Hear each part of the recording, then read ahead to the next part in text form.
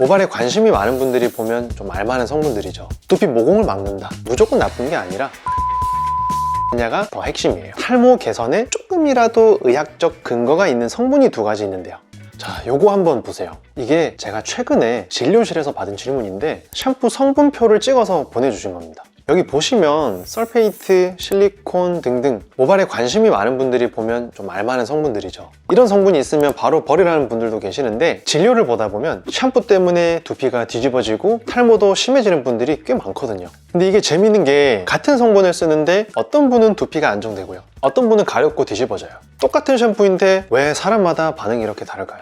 오늘은 제가 수년간 탈모 두피 환자들을 진료하면서 또 여러 샴푸를 직접 100개 넘게 실제로 사용해오면서 느꼈던 것들, 아, 이게 진짜 핵심이었구나 싶었던 진짜 중요한 한 가지도 오늘 영상에서 말씀드릴 거예요. 영상 뒷부분까지 집중해서 보시면 많은 도움이 되시지 않을까 생각합니다.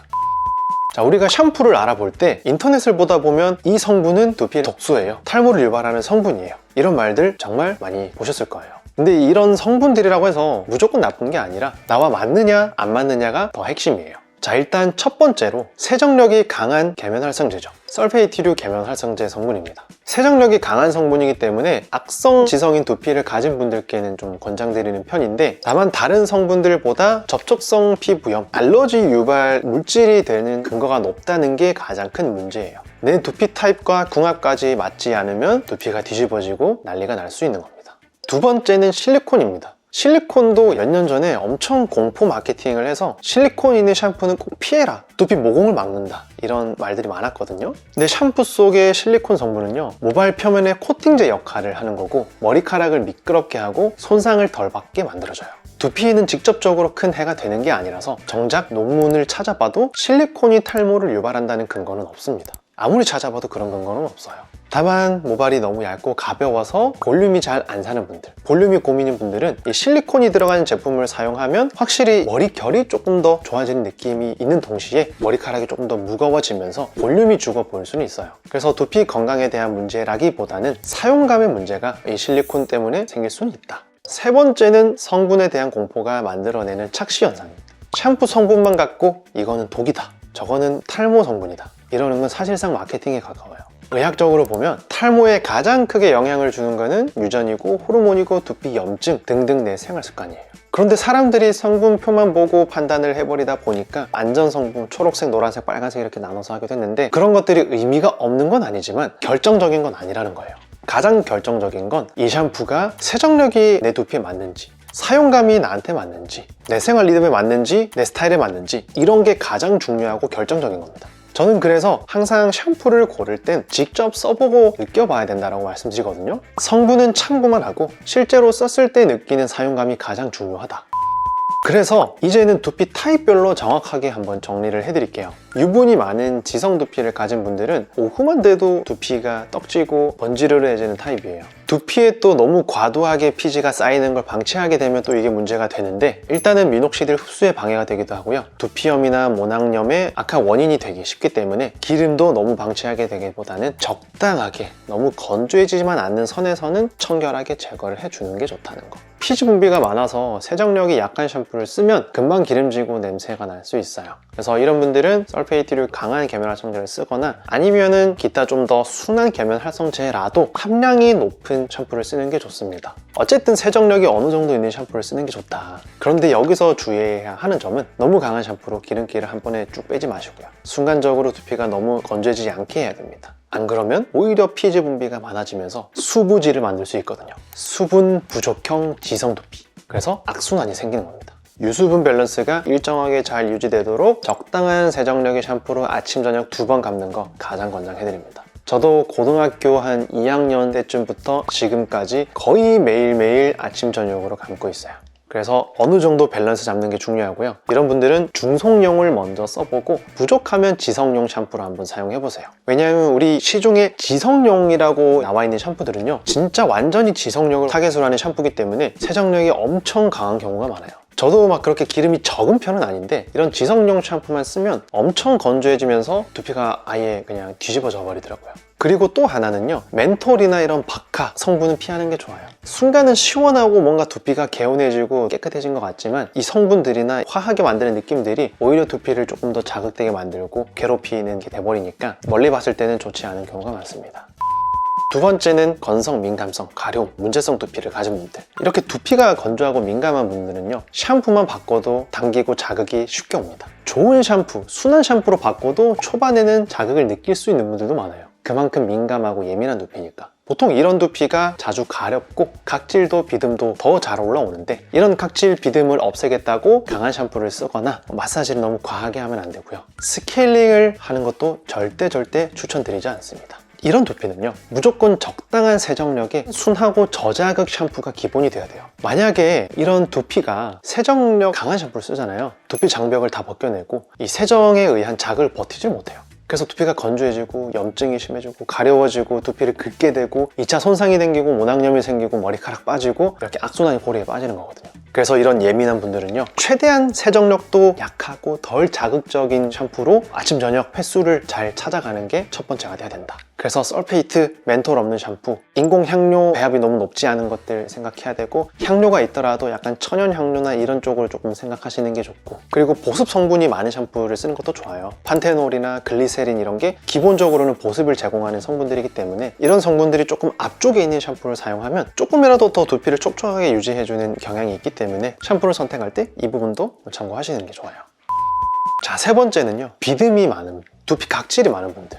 이런 분들은 방금 말씀드린 예민하고 민감한 두피에 더해서 두피염, 비듬의 원인을 잡아주는 샴푸를 써야 됩니다. 바로 항진균, 항염 샴푸인데요. 대표적인 성분이 케토코나졸이죠. 저는 주로 노비프록스, K프록스 같은 시클로피록스 어라민 성분을 애용하긴 하는데, 보통 이런 샴푸로만 머리를 감으면 거품도 되게 안 나고 모발이 되게 뻣뻣해집니다. 그리고 이런 샴푸로 매일 감게 되면요, 오히려 두피가 더 약해져서 모발도 더 쉽게 빠질 수도 있고요. 이런 샴푸는 보통은 주 1회를 기준으로 하고요, 심할 때는 주 2, 3회, 괜찮을 때는 2주에 한 번 정도로 관리하는 게 좋아요. 쓰실 때는요, 평소에 쓰는 샴푸로 먼저 간단하게 감고 헹궈내시고 그 다음에 이런 약용 샴푸로 한 번 더 감는 겁니다. 거품을 충분히 내고 3분에서 5분을 충분히 방치했다가 헹구는 게 중요한 포인트, 메모하시고요. 디테일한 내용은 다음 영상에서 말씀드릴게요.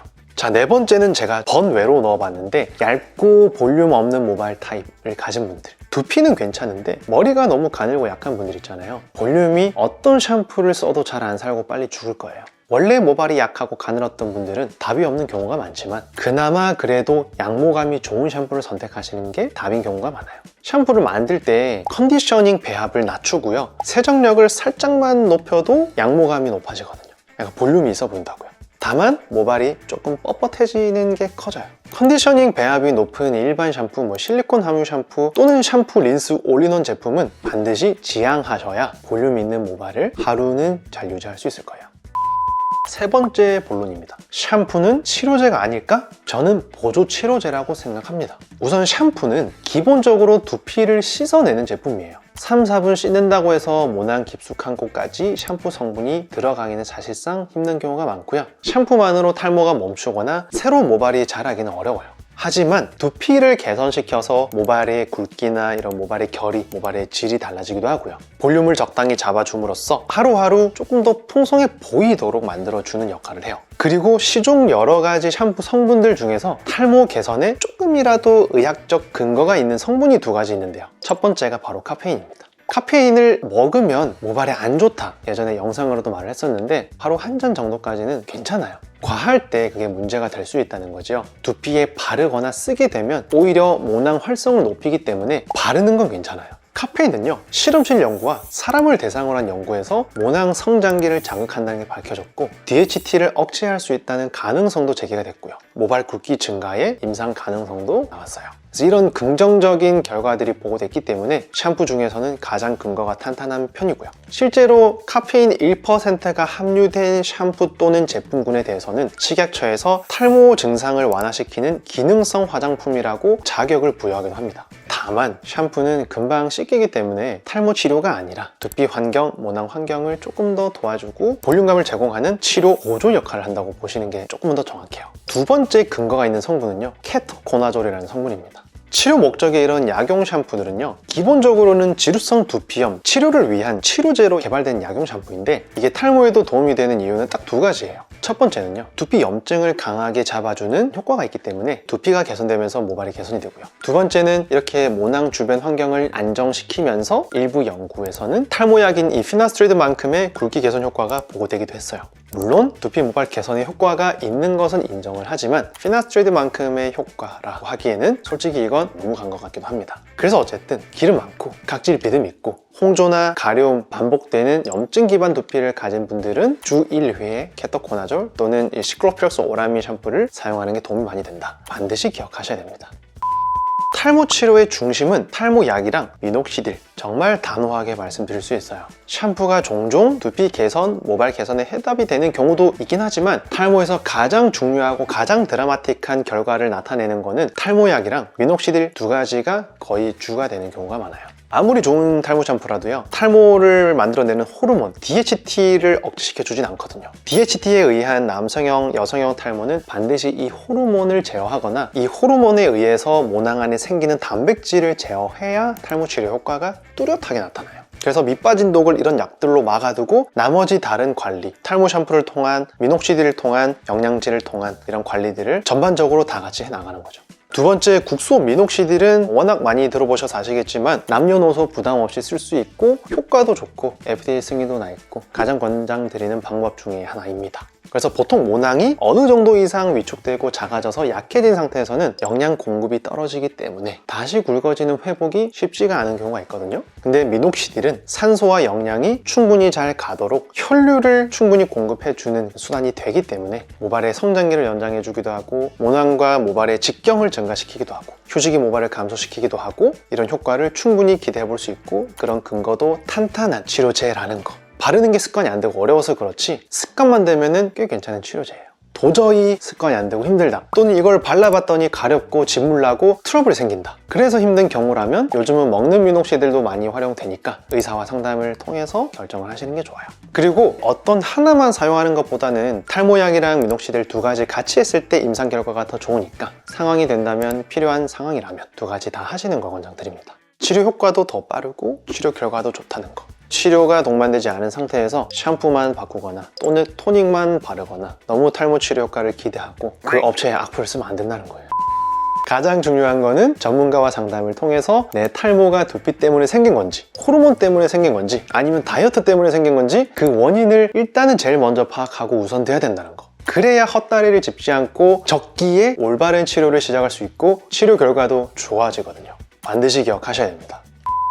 그래서 오늘 이야기의 핵심은 바로 이거예요. 샴푸 성분이 탈모를 만드는 게 아니라 내 두피에 맞느냐가 더 중요한 거고요. 설페이트류 계면활성제든 실리콘이들 무서워할 필요 없다. 샴푸는 보조순환이기 때문에 본인과 맞는 제품을 찾아가자. 실제 탈모 진행을 멈추는 거는 약이랑 미녹시딜이 가장 큰 경우가 많고 병원 진단이 우선이 돼야 된다. 이렇게만 정확하게 딱 가이드를 확실하게 잡고 계시면 극복 가능하고, 모발이식 기술도 요즘 너무 좋아요. 이런 정보들을 미리 잘 알고 하나하나 행동으로 옮기고 대처한다면 충분히 탈모는 대처할 수 있고요. 우리가 막 70세 이렇게 될 때까지 머리카락 유지할 수 있습니다. 오늘 내용이 헷갈리는 거 좀 정리하는 데 도움이 됐으면 좋겠고, 오늘 말씀드린 거 꼭 행동으로 옮겨보세요. 저는 다음 영상에서 또 좋은 영상으로 인사드릴게요. 감사합니다.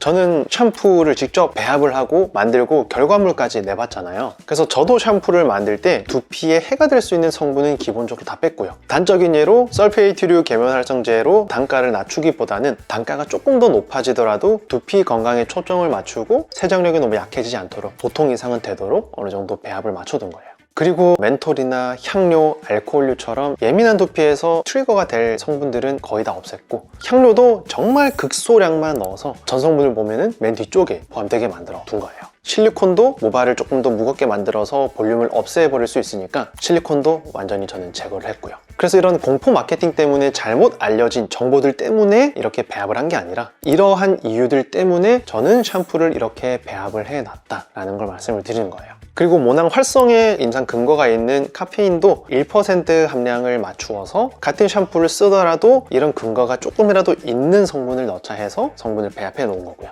그래서 우리가 샴푸를 선택할 때는 성분에 너무 치우치면 안 되고요. 성분을 참고하되 일단은 써봐야 되고요. 세정력이나 사용감이나 향이나 전반적인 것들이 나라는 사람과 내 생활 습관과 잘 맞아 떨어지는 게 가장 포인트라는 겁니다.